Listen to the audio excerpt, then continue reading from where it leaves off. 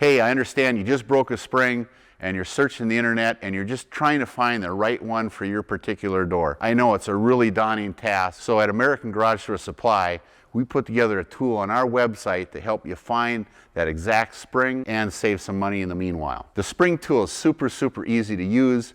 You can find your spring by the inner diameter of the spring, the coil size, and the length. And of course, it just takes a few seconds to order your spring and get it coming right to your door the same day. So let me show you how easy it is. We're going to measure this spring. The first thing we're going to do is we're going to measure the inside diameter of the spring. Then we're going to count 10 coils and we're going to measure that with a tape measure to the nearest 1/16 of an inch.